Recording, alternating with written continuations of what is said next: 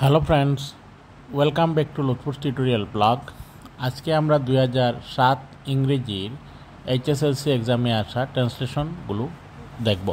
প্রথমটি হচ্ছে আমরা একটি গ্রামে বাস করি, we live in a village.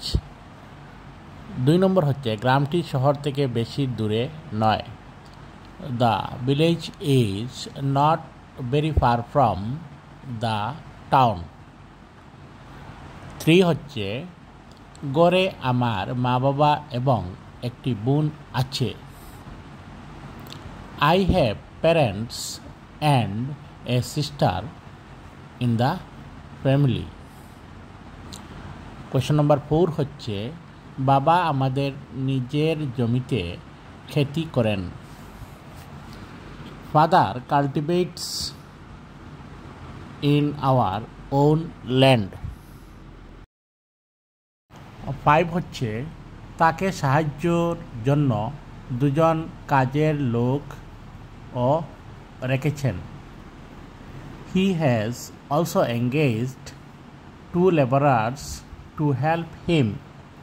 Question নম্বর 6 হচ্ছে আমাদের প্রয়োজনীয় বহু বস্তু আমাদের কিনতে হয় না, we don't have to buy many of our essential goods. Question number 7 হচ্ছে সেগুলো আমাদের মাঠে উৎপন্ন হয়,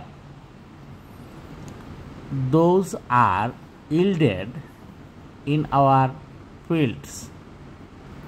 কোয়েশ্চন নম্বর 8 হচ্ছে আমাদের মাছ পালনের জন্য একটি পুকুর ও আছে, we have a ফিশারি 2।